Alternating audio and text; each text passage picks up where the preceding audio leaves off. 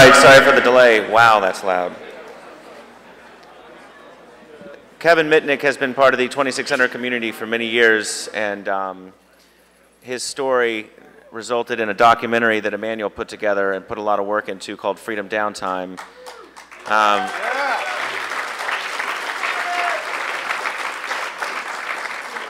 If you haven't seen that, I highly suggest you pick it up. I don't know if it's for sale out there, but if not, it should be. But let's get straight away to Kevin Mitnick.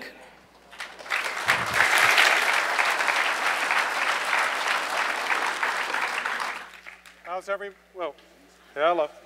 How's everybody doing? All right. Well, hello. Test this. Okay, perfect. I could walk around now. It's great to be back. I'm sorry, I was supposed to speak here 2 years ago, but I was in Bogota, Colombia, and either from the food or the water, I ended up getting really sick. Ended up in the hospital in Colombia. They couldn't figure out what virus I had or what I ate that put me in there for about 8 days. I remember I'm sitting there in the hospital, all of a sudden, like 3 days later, the phone rings. I pick it up, figure it's my family, right? It's some guy from CNN. He goes, "Kevin, what's going on?" And first of all, how did you know I was in the hospital? B, how did you get my number? And he says, "Oh, no, we found out you're in the hospital. We want to know what's going on." So I just told him I'm sick. I have a flu. But then he started getting into more interesting questions. He goes, "So why exactly are you in Bogota, Colombia?" I told him I couldn't tell him. But yeah, so I'm sorry I didn't get to make it last Hope, but I'm here today, and I'm just going to go through some stories that you might find entertaining. I'm going to show you guys how you could easily unmask caller ID. So when anybody calls you, like on your cell phone, there's a real quick and easy way you could do it. So basically, you don't have privacy. Get over it. Right? Have any of you already do that? Do you already unmask your caller ID when people call you? Because the old way of doing that is you forward the incoming call to an 800 number and then forward it through one of these services back. But there's a much easier way. And last week, I'm proud to announce I got to sign my book deal with Little Brown. It's a publisher in New York, and I'm going to be able to write my life story. I had to wait a long time.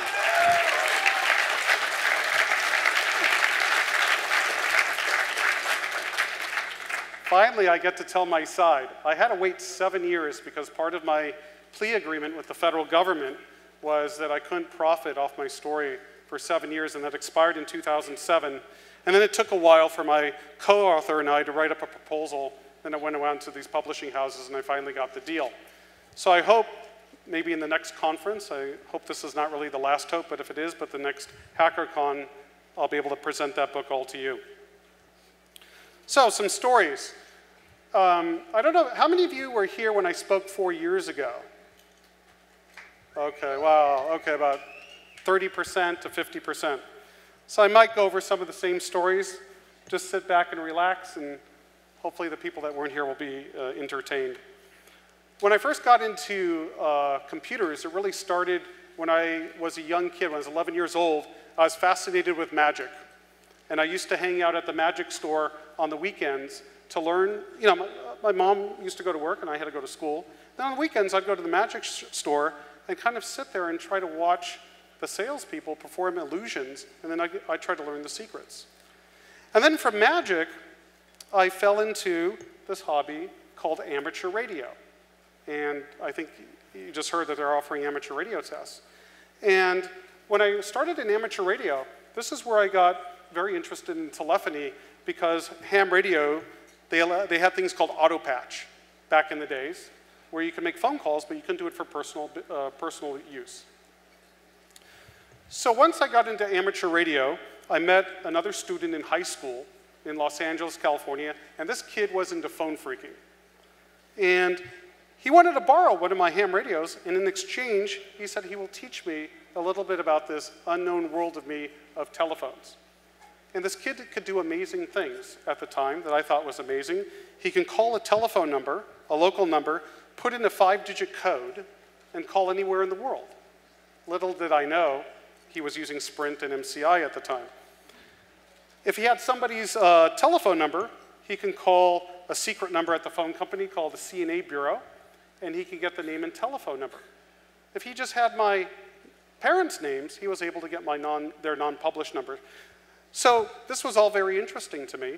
So I became involved in this area of phone phreaking.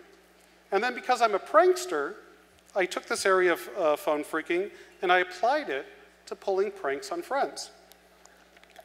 So one of the first things I did was I accessed a telephone company switch in Pasadena, California, and I was friends with another guy that was also into phone phreaking, and I changed the class of service on his home telephone to that of a payphone. So whenever he or his parents would try to make a call, it'd say, please deposit a quarter. That was fun. But what's even more interesting is intercepting directory assistance. There was a special way of calling a toll-free number, and then with the A, B, and C, D tones, you could actually set up intercepts on directory assistance around the United States. And they really fixed this flaw after we had fun with them for about a weekend. Especially Providence, Rhode Island, people would call in, and we get to play directory assistance operator. And you could imagine, 17 and 18 years old, the fun you could have, right? So people would call in, I'd say, what city? They'd say Providence, Rhode Island. I'd say, name, please. They'd give me the name. And I'd say, hold on, I'm looking that up for you, sir. And I'd say, oh, by the way, we're doing a survey. Do you mind spending about 15 to 20 seconds to complete our survey today? He goes, sure. And I'd say, okay, one of our first questions, are you at home or in the office? I'm at home. Do you have our current yellow pages and white pages at home? Yes, I do. Then why are you calling me?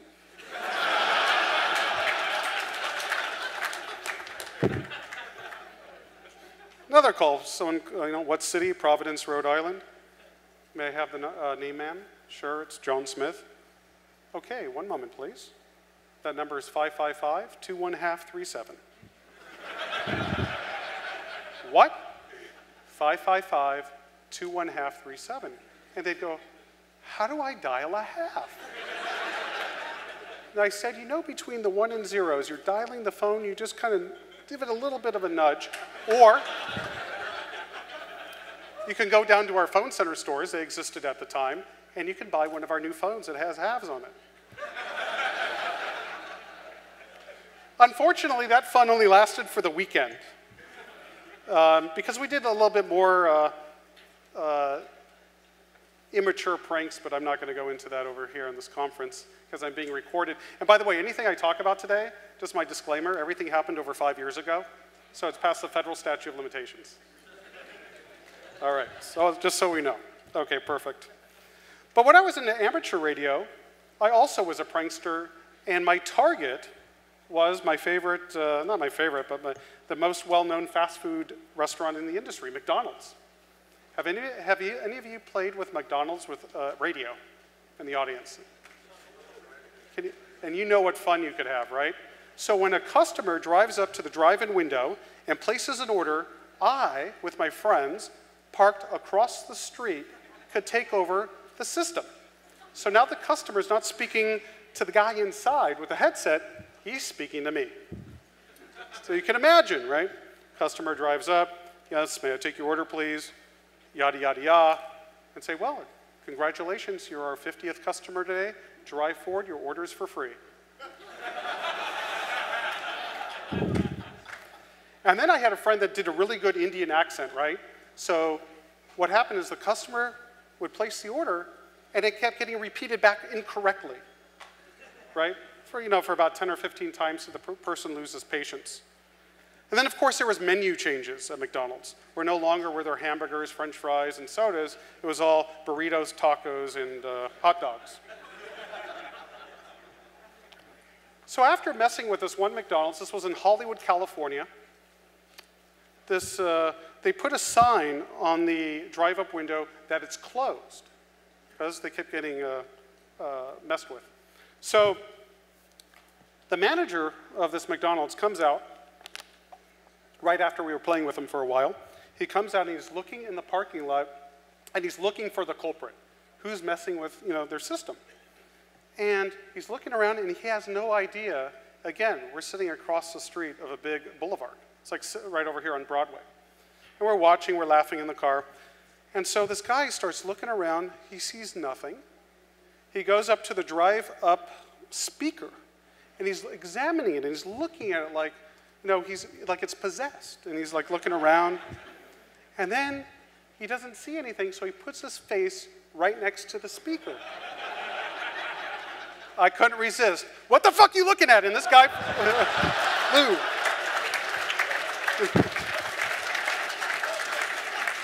I never saw a guy run so fast except when. It was great. I mean, we had a great time with McDonald's. So, yeah, those were kind of interesting pranks. Back in 1988, I don't know if you know my history, that was the first time I was like federally busted for computer hacking. A friend of mine and I were hacking into a company called Digital Equipment Corporation. And what happened is we had a falling out, and he informed the FBI what I was doing, and they set up a sting operation. I was arrested. At the time, the federal prosecutors had told the judge that I had the capability of starting a nuclear war by whistling into a payphone. At the time I was in court, when I went to court for my detention hearing, as they call it, I was like expecting to get out, because I just spent 3 days in Terminal Island Federal Prison, and it wasn't a fun experience. And I go to court, and I'm ready, I'm looking at, when am I going to get out of here? And then when the federal prosecutor said that I could just whistle into a phone and start a nuclear war, I actually grinned, because I thought he would lose all credibility with the court. But what happened is the judge says, "You're absolutely right, Mr. Prosecutor. In fact, we need to make sure that he can't even get to a telephone in the prison."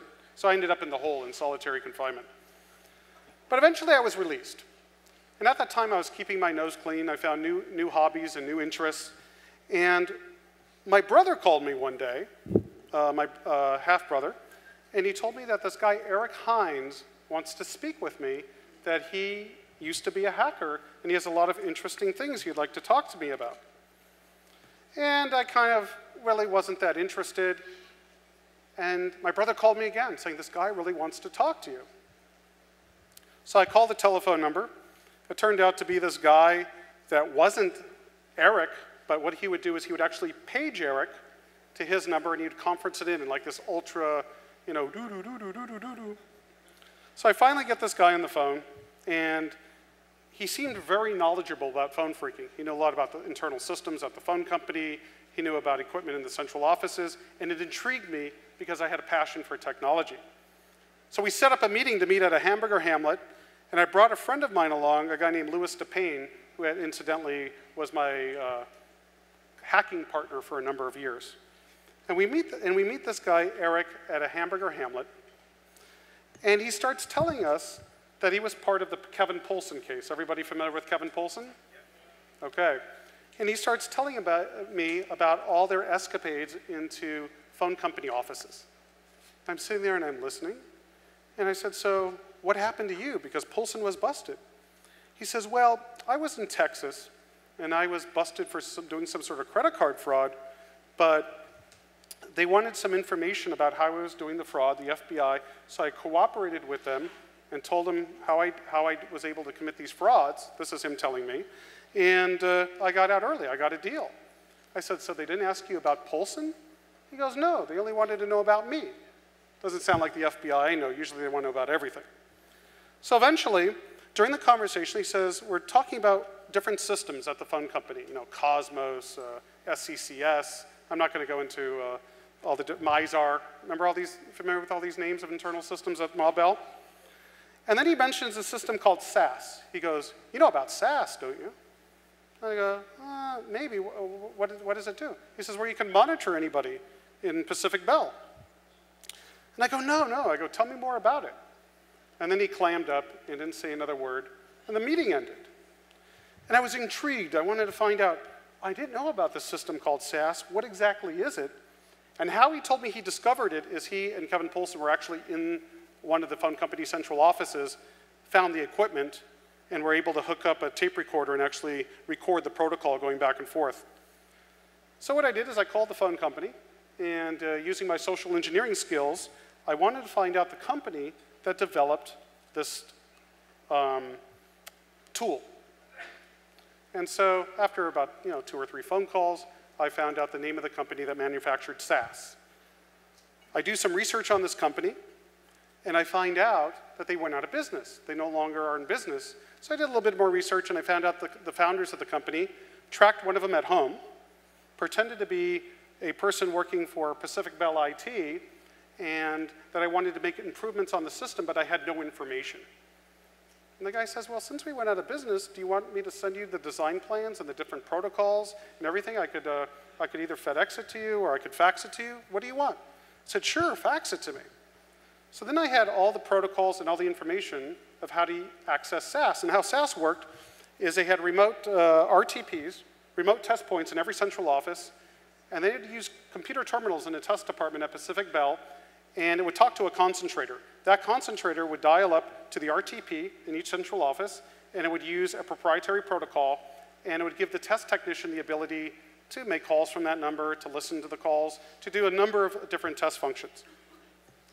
So now I had the capability, like Eric had, of using SAS.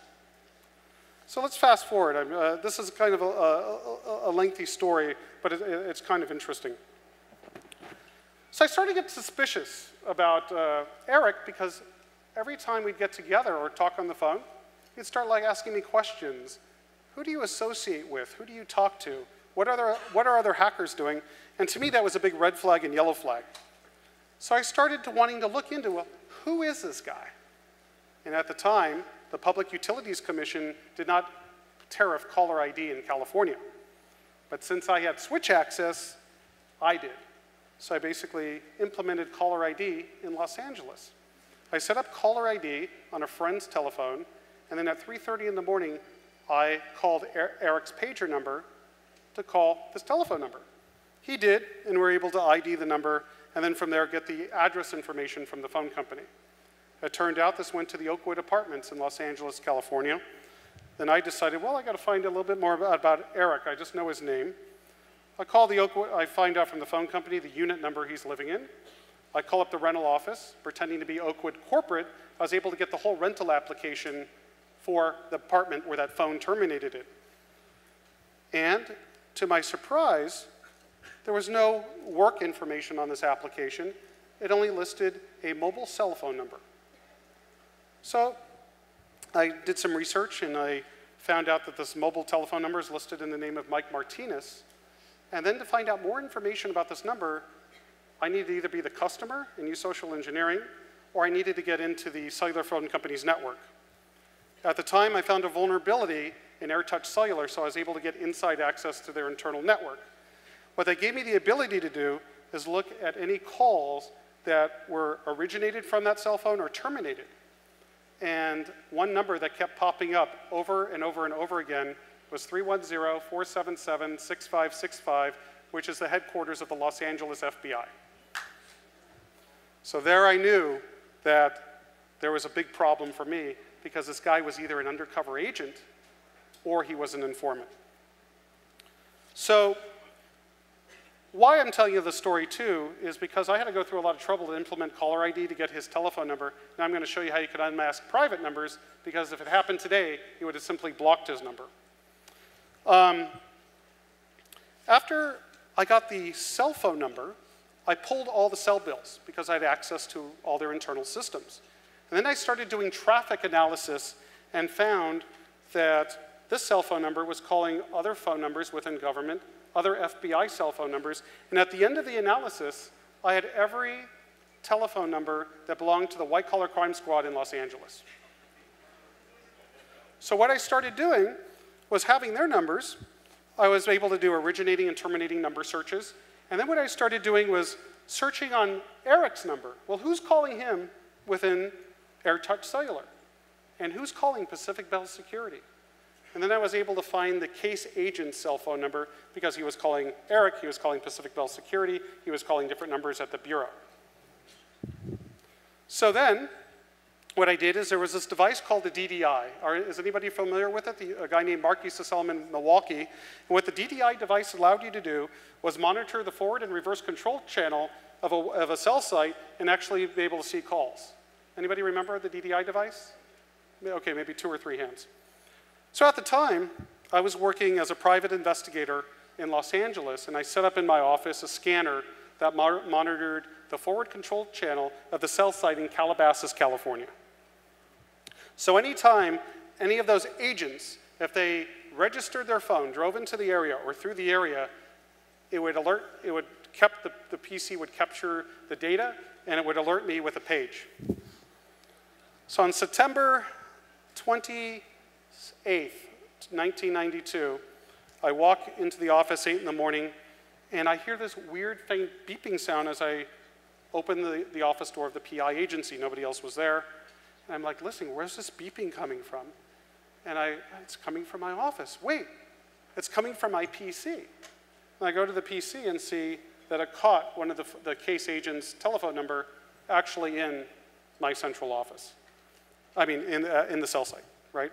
So I knew that the agent was within 2 miles of where I was because that was the cell site's coverage. So what do I do? Well, I knew 2 things were happening.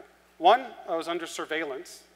Or 2, they were going to my address in Calabasas to get a description of the premises for a search warrant. I assumed the latter, a search warrant. So what did I do? I went to Winchell's Donuts and bought a big 24-pack of donuts. And I wrote on a sign on my refrigerator, you know, for FBI, and I cleaned out my apartment.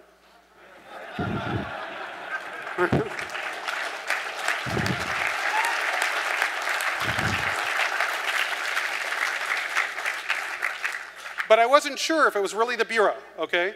No, I knew it was the Bureau. I wasn't sure if they were really going to search me at the time. So I was really unprepared. I waited the next day. Nobody knocked on the door. There was nothing happening. So the next day I got kind of lax, but I still kept the donuts in the refrigerator. And I went to bed. Around 5 in the morning, I hear somebody putting a key in my door. Actually a key. I could hear the key go in. And it kind of woke me up. And somebody's like messing with the door. Immediately, I didn't think government. I was thinking, oh, somebody's trying to break into my apartment. So immediately, I jump out of bed. And at that time, I slept nude. No, too much information.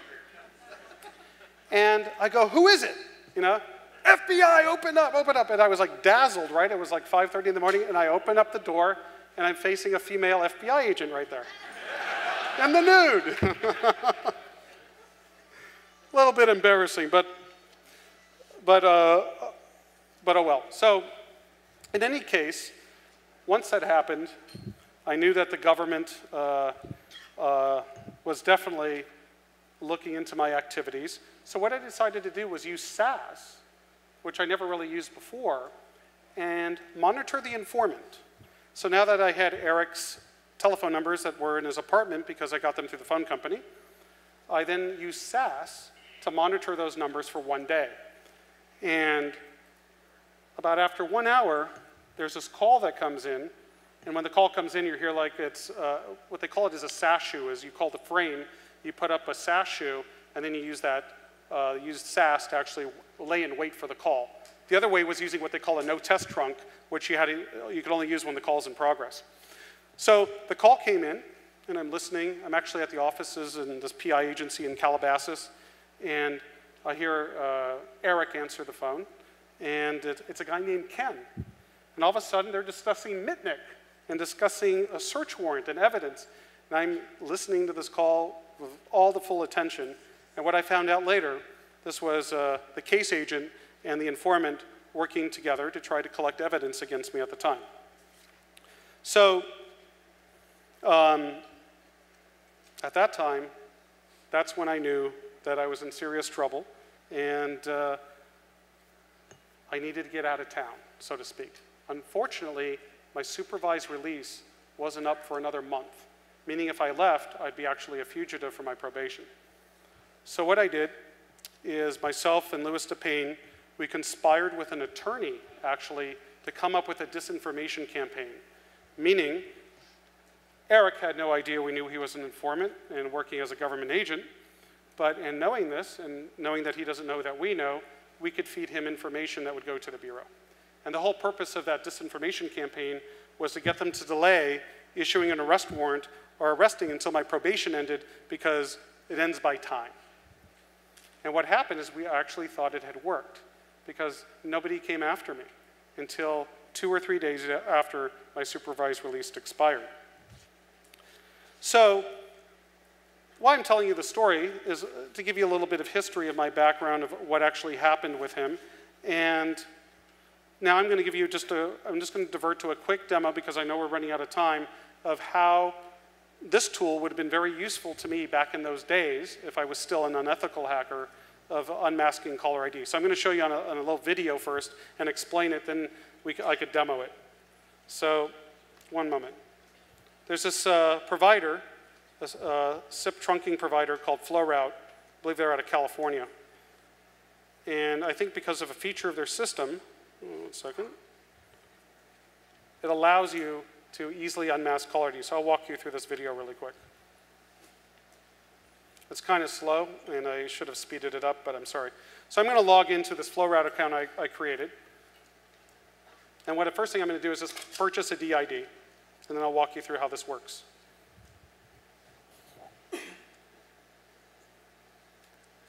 So at least you get something useful other than stories, something that you could actually use for your inbound calls. So I'm going to purchase a DID. I'm going to purchase an Idaho number.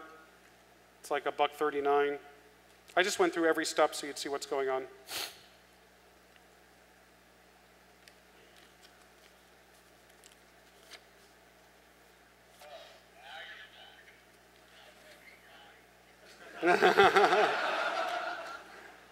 All right, so we're going to get it. That's just going slow. I can't speed it up. I could stop it, of course. So I'm going to just go in and get the SIP configuration for asterisk so I can do the registration, which is all common. This is all no-brainer stuff, but I wanted to put it in for people that don't know, and I can make the video available. So this is so when a call comes into the DID, it knows where to send the call. So here's my asterisk VPS box. So I'm going to modify sip.conf. I did this by video rather than doing it live because things always mess up. So this is all common, really easy stuff in just setting up a DID.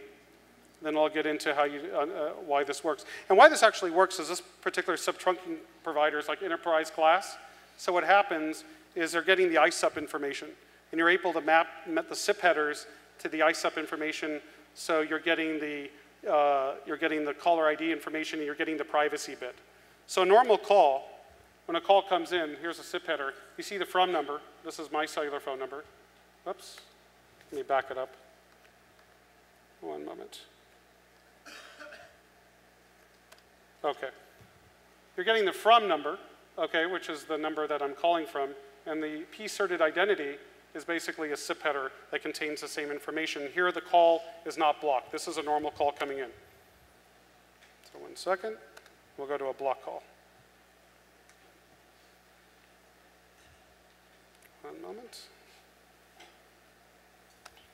So if you look at, if you can look up here, you'll see here it's from anonymous because it's a block call. But since this particular provider is still getting the p-certed identity, it's still able to map to the ISUP information, you're actually getting the caller ID in the p-certed identity header, and then you're getting the privacy ID. And this means that the privacy bit is set. So all we want to do is, if we're getting that information, what I do in this little 8-line asterisk script is basically look and see if anybody's calling me, is there a privacy ID set? If it is, it will prepend 900 to it. It will set that as the caller ID and then call me so I'll see the number. So there's the privacy ID. There's the p-certed identity. So we're going to check if the caller ID is private. If it isn't, we're just going to forward the call. If not, we're going to prepend the 900 to it. So I have to modify extensions.conf. Is everybody following this? It's pretty straightforward and easy, actually, if you've played with asterisk before.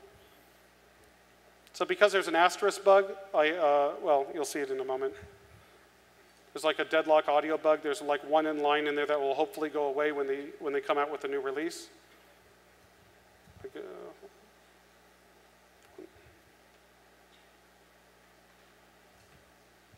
Sorry, this is a little bit slow.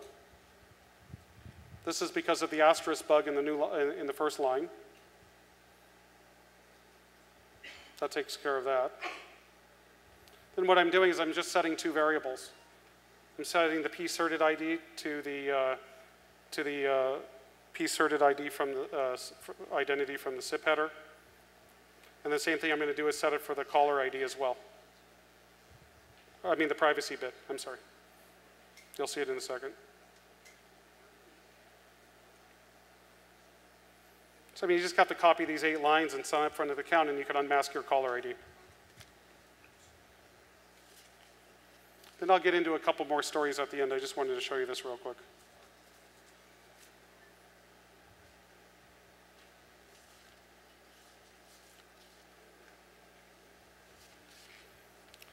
So what I'm going to do is, if you see at line 4, I'm going to go to, if the privacy bit is set, I'm just going to jump further down. Otherwise, I'm going to just set the caller ID normally. I'll jump down to line 8. You'll see it in a second.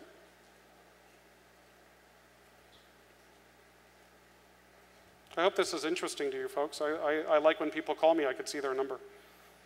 You know, that's just me. Because my business card is out there, right? So everybody calls me at all times of day and night. So I like to see who's calling me. So basically all this is doing at lines 5 and 5 is just basically setting the caller ID and then dialing out to me through flow route.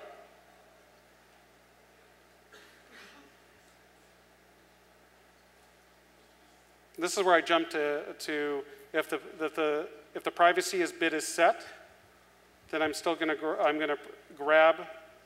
going to prepend 900 to the caller ID on the p-asserted identity. Then I'm going to set that and then call myself. So what happens is when somebody calls me and the number is blocked, it will prepend 900 to it.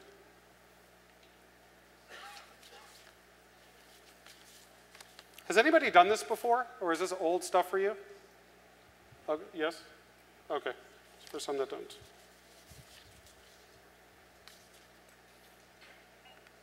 Because I rarely find providers that actually have the p-certed identity and the privacy bit that they'll provide you that information. I haven't found any. So this is why it's kind of unique to me, and I just found it the other day. And that's basically it. So does anyone want to give this a shot? You'll call me unblocked to my DID, and then you'll call me blocked. Do you want to see the difference, or do you believe it? Oh, you want to see it? Let's see it. All right. All right. So go to the camera. Ah. Somebody's sending me all these texts. All right, hold on a second. See? All right. Don't send me text messages. Okay. So, anybody have a cell phone? They want to call me blocked? All right, here's the number. Who's doing that? Okay. That wasn't blocked because you don't see the 900. So you want to call 208-906-8200. That's the DID that's going through this asterisk logic. 208-906-8200. I could also do it from this phone, but if you want to try it. There you go. Somebody called it. You see it? It's prepending the 900. And what that means is when I get a call, if I see that 900 and the number, I know that they intentionally tried to block the call to me. So this is kind of cool if you want to unblock caller ID. I wish I had this years ago. I'll show you. I'm kind of jumping around here. But I wonder, do you all want to see a quick video? I was working with a television company out here to do a pen testing reality show.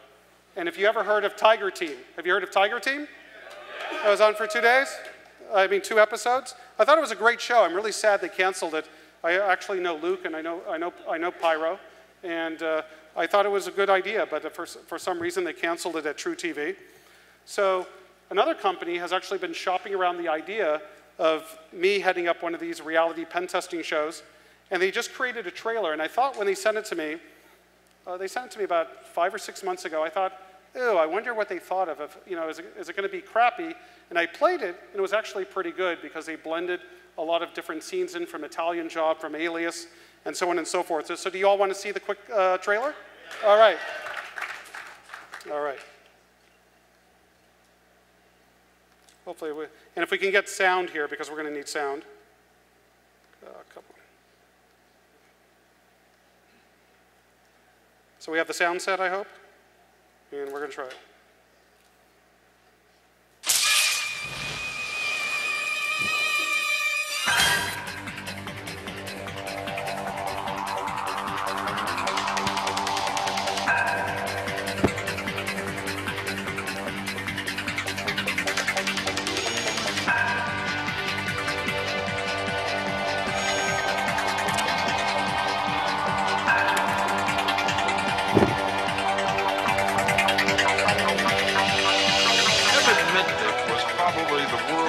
Called the most feared computer criminal in the world. Definitely the most renowned hacker of our time. Hyperbole, I can't help it.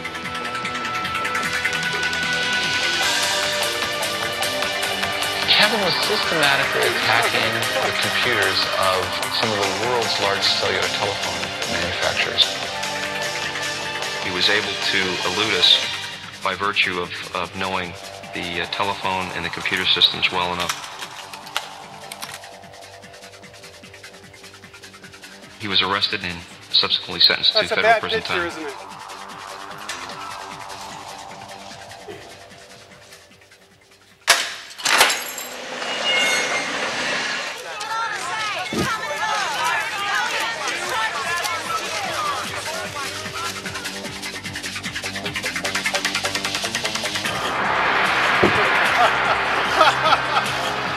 I was laughing too.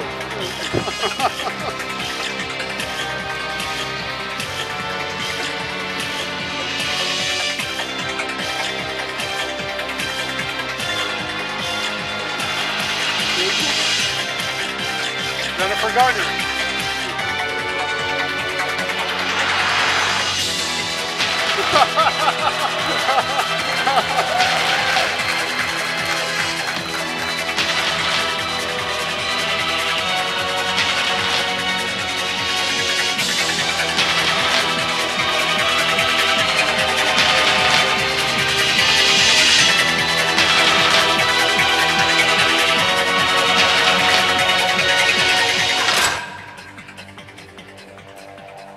Supposed to be after Punk'd. They did Hack. So they did this little trailer. I thought it was kind of cute, so I thought I'd share it with you. I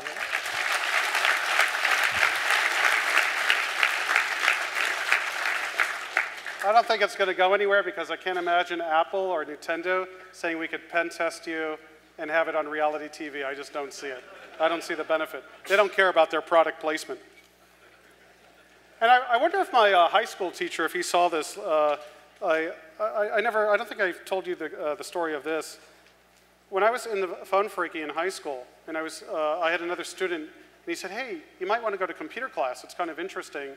And at the time, I was like, oh, no, I'm just interested in telephones and radios. I can care less about computers. And at the time, to get into computer class, you had to have like a prerequisite of trigonometry and calculus and all this sort of thing. And the telcos were going for electromechanical switching, crossbar over into ESS. So I kind of half wanted to get involved in computers, but I didn't have the prerequisites. So the student introduced me to this computer instructor. He said, I'm sorry, Kevin, you have to wait till you take these additional math courses, and we can't let you in. So my friend says, hey, show the teacher what you can do with the telephone. So I was able to do all these neat things that that you can imagine what you could do with the telephone system, actually access computers over voice. And he says, sure, I'm going to waive the prerequisites and let you into class. So the first assignment was to find the first 100 Fibonacci numbers in Dartmouth Basic. And to me, that was boring. Who cares about finding the first 100 Fibonacci numbers? I was more interested in finding the teacher's password. And at the time, can you imagine? You had an Olivetti 110 baud terminal, and you dial up to the DEC system, which was running RISC-to-C. You remember that. And you use the acoustic coupler, and you were doing a lightning fast speed of 110 baud. So the teacher, when he was typing in his password, he would really shield it. And I go, oh, what is he trying to hide? I want to get his password. So rather than writing that program that would find the first 100 Fibonacci numbers, I simply wrote a simple login simulator. So what it would do is it would simulate the Ristasy system that he was dialing up to. It would take his username, and usernames were, it was actually a number, 1,5 or whatever, and ask you for the password, and it actually would log him in. But he wouldn't know that he's actually, talking to my code and not talking to the operating system. So then what we would do is we'd go up to him and say, hey, Mr. Christ, your new password is blah, blah, blah. And he'd get really pissed, and he'd go change it. And he couldn't figure out how we were doing it. He actually made me, this is not bullshit, he actually made me, when he would log into the computer, I'd actually have to leave the classroom. This guy thought I was David Copperfield, right? That I can get his password. I actually had to leave the room. He didn't know he was talking to my login simulator. So I got bored of that, right, getting his password. So I figured I want to dial up to USC because they had the newest games, Star Trek, Zork, Adventure, right? And my buddies, we wanted to dial up. They had a restricted Centrex, so you couldn't dial 9 to get an outside line. Well, with my phone ability and knowing how it worked, I simply used social engineering. I called a department called RC Mac in Pacific Bell and just added outside calling. And then what we would do is we would call into USC and play games when we were supposed to be doing assignments. Unfortunately, an All-Aveti printing terminal, the teacher was able to come back into class and look at the paper. What is he doing? How's he getting into USC? And he's looking at it, and he rips off the paper. At a point, he was getting so angry with us, he would actually sign a part of the printout, the spooling printout. And then when we couldn't take it with us, he'd actually look to make sure that the top was with his signature. So this got kind of tiring for him. So one day he shows up to class. He brings all the students into the classroom. He says, students, I found the one device that's going to stop Kevin from dialing up to USC. And I'm kind of looking, cool, where do you get that device? And he holds up a telephone lock. It was a dial phone. And he proudly places the dial lock into the telephone, number 1 position, and he proudly takes the key and he puts it in his pocket and he has a big smile on his face. And of course I said, Mr. Christ, what's the telephone number of the administrative office? And he gives it to me, and then the pulsing trick. I just pulsed out the number. This guy, his face turned red. He actually took the phone, this phone, it was like this type of phone with a dial, and threw it across the room. So I guess I didn't get along too well with my computer instructors in those days. So let me tell you about I kind of told you about my funny hack in the McDonald's, and then I know we're running out of time. So I just want to tell you what was the most scariest kind of hack for me, and this is when I was a fugitive in Seattle. I was leaving my apartment one day, and I had a phone. I had the Novatel PTR 825. I was able to get the source code to the cell phone. So what I did was I was able to modify the phone so when it would sit in idle mode, it would listen to the reverse control channel. And what would happen is if the signal met certain strength requirements, it would capture the MIN and the ESN of anybody that was in listening distance of the cell phone and put it into a table. Rather than me having to go get an ESN and an MIN, my phone device would actually listen to it and store it. Okay? So what I did is I went outside my apartment, and I turned on my cell phone, and I was having a conversation with somebody, I forgot who, and all of a sudden I hear, doo-doo, doo-doo, doo-doo, doo-doo, doo-doo, doo-doo. And there's a school here. There's like a school where I'm walking, and it was like a military helicopter, and I'm just thinking, nah, it has nothing to do with me. And all of a sudden, I thought it was going to land in the school, and it's like hovering over my head. Doo-doo, doo-doo, doo-doo, doo-doo. And I go, no, and I turn off the cell phone, and I run. And where I was in Seattle in the U District, there's lots of covers and trees and yada, yada, yada. And I wasn't sure, was it with me, or was I being paranoid? So I got like about 3 blocks into the U District, ducked into a store, and then I turned on my cell phone again to make a call, and all of a sudden, doo-doo, doo-doo, doo-doo, doo-doo, doo-doo, doo-doo, doo-doo, and the helicopter was coming closer. I go, shit, now what's going on here? So I waited a little bit, and it was like right outside the store that I just ran into. I shut the cell phone off. Then because of the situation of you could exit both sides of the store, I decided to go out the store and go about, I'd say about 4, 5, or 6 blocks away at the end of the U District in Seattle.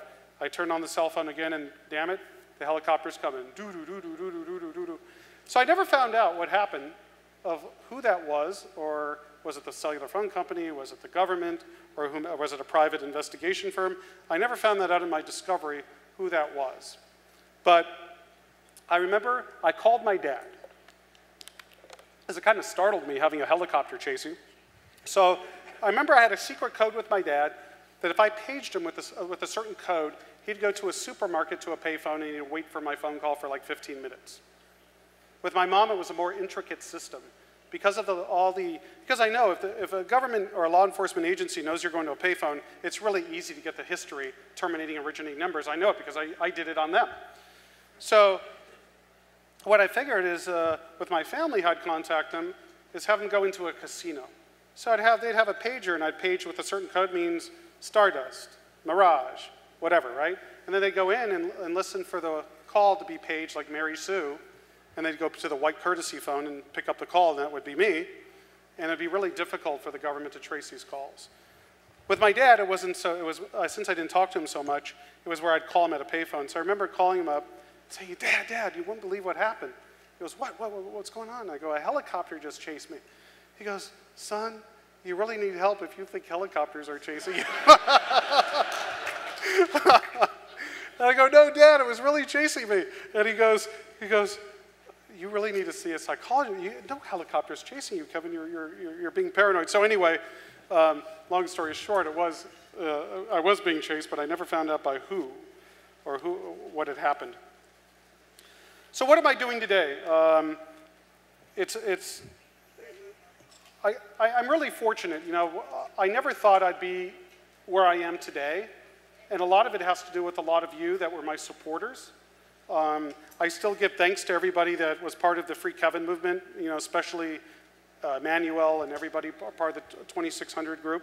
I really knew that there was no influence on the courts because you can't influence the government, but at least it got the message out there about, you know, about some certain civil rights violations in my case.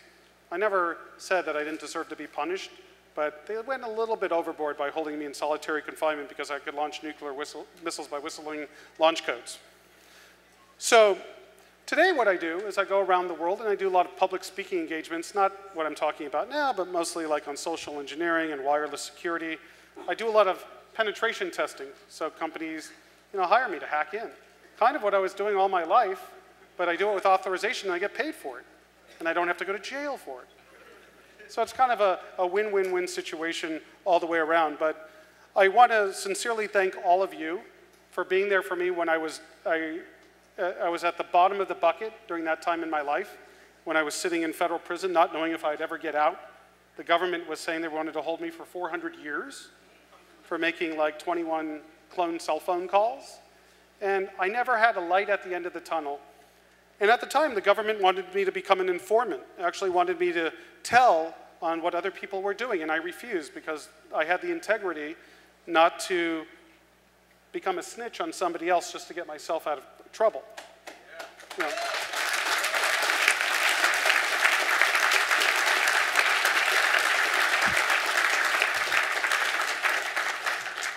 Because unfortunately, that's what happens in 95% of the time is people cooperate against each other and everybody goes down.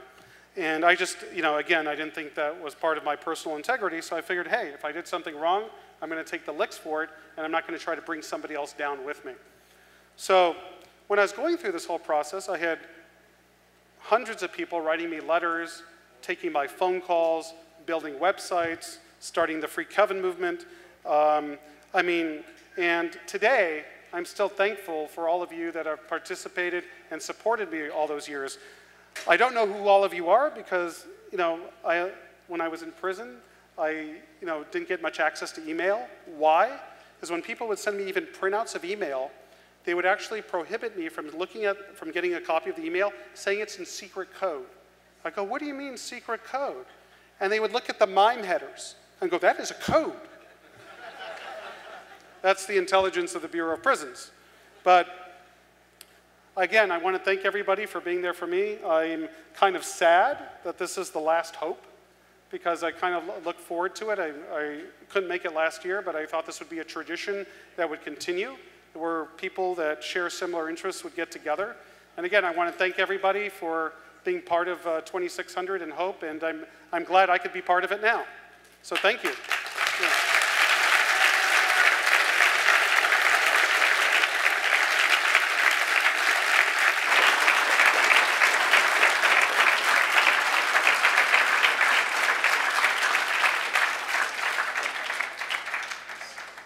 So I have a gift for most people here, and I don't know, they said they had like probably 2 minutes left, 1 minute? 2 minutes. And I don't know how I'm going to get this to you because I have to be give courtesy to the next speaker, but I normally have these on my website, you know, and because I don't like going and doing the mail, I you know, charge $5, but I'm not charging anything because I'm here at this conference. All of you are my fan. I mean, I'm your fan, meaning I'm dedicated to your support through the years of my problems and stuff like that. So I wanted to give this gift of my lockpick business card, but I don't know how to give it out without interrupting the other speakers. So you can come up to me, and it's absolutely free of charge. I'd be happy to give you one of these cards. I ordered like 600 of them because they're kind of expensive. They're like $3 a piece. So any of you that want one of these lockpick business cards, you're welcome to come up, and I'll give it to you till I run out. Go. Whoa, slow down. All right, we're going to do this on the mezzanine. Otherwise, we're going to have like a Who concert situation here. There's going to be people smashed, and Robert Townsend will be looking at young boys. It'll be a bad scene. Downstairs, because I have another speaker.